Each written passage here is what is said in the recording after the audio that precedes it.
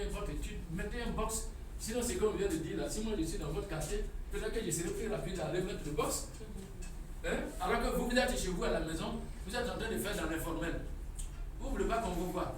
Mais moi, je veux qu'on me voit. Et si on me voit, je vendrai beaucoup. Si je vends beaucoup, je fais de la bonne marge, je serai plus riche rapidement, plus que vous. J'avais une idée au départ. Mais comme je l'ai dit la dernière fois, spiritualité oblige. Ce que Dieu a mis dans votre tête là, si vous vous amusez avec ça, il va mettre dans la tête de quelqu'un d'autre. Parce qu'il a donné pour qu'on satisfasse ses brebis.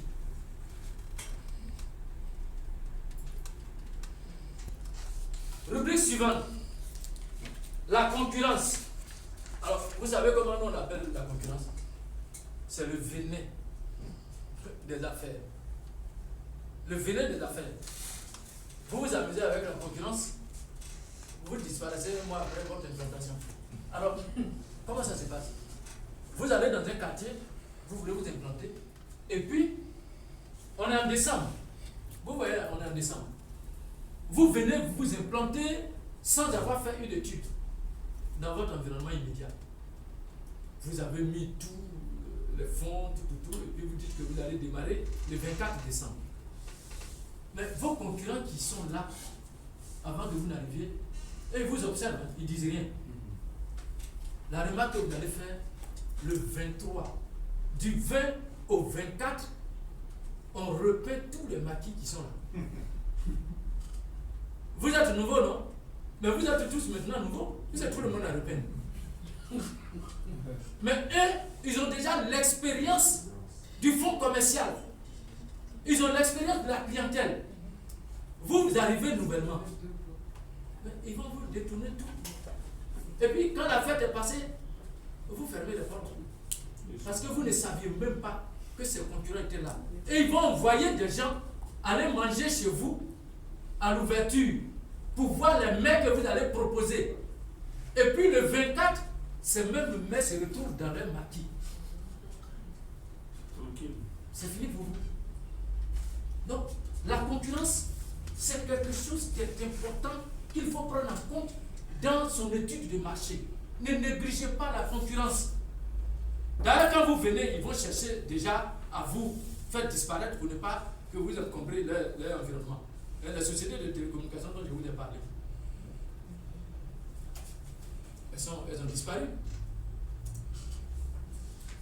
Donc, l'entente fait aussi que pour rentrer dans un tel espace, ça devient compliqué. Ça veut dire que ceux qui sont là, qui existent, quand un nouveau va venir, ils vont se concerter, ils vont dire, mais attends, celle-là, elle vient empiéter sur notre espace vital.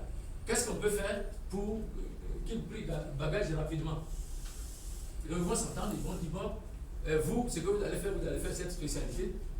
Moi, je vais faire telle spécialité. On se partage le marché. Et puis, quand il va arriver, on va copier ce qu'il fait là-bas pour le faire tomber rapidement. Ils s'entendent entre eux, et puis vous disparaissez exactement comme ils ont programmé. C'est le monde des affaires. Les plus anciens, qui connaissent le terrain, les plus gros mangent les plus petits. No pity in business. C'est Kofi Bongo qui a dit, ça c'est pas.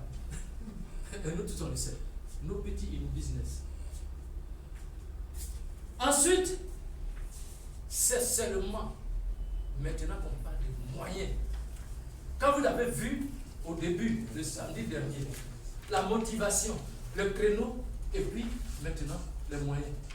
Vous avez fait l'étude pour connaître le domaine. Vous avez choisi le produit. Maintenant que vous savez ce que vous allez faire, parce que le marché a validé, en ce moment, vous allez chercher à énumérer les moyens pour vous permettre de décoller. Voilà un peu la logique.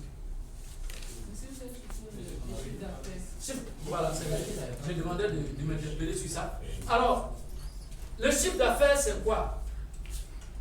Ailleurs, quand c'est une petite structure, on parle de recettes. Parce qu'on vend, c'est vraiment de l'argent qu'on échange avec la marchandise rapidement. Mais un chiffre d'affaires ici, l'expression chiffre d'affaires signifie que pour une entreprise, quand vous vendez sur place, vous pouvez ne pas avoir l'argent. C'est-à-dire qu'ils vont venir vous payer dans un mois ou bien dans 2 semaines. Ça fait partie de l'argent que vous êtes en train d'engranger. Il y a aussi ceux qui payent sur le champ. Donc c'est l'ensemble de tout ça qu'on appelle le chiffre d'affaires, c'est-à-dire l'ensemble des ventes effectuées par une entreprise. C'est ça, le chiffre d'affaires. Mais le chiffre d'affaires, il est calculé aussi d'avance. Beaucoup de gens se sont posé la question, mais entreprise, on n'a pas encore démarré, et puis on demande de calculer le chiffre d'affaires d'avance. Oui, on peut le calculer, c'est des estimations, parce que vous avez fait une étude de marché. On dit quel est votre marché.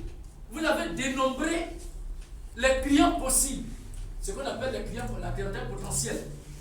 Et donc, si vous estimez que votre produit, vous allez vendre à 100 clients, si vous avez la chance, que vous allez vendre à 100 clients, que le produit, vous allez le proposer après goût de revient, tel que j'ai expliqué, vous allez le proposer avec la marge, par exemple à 1200 francs.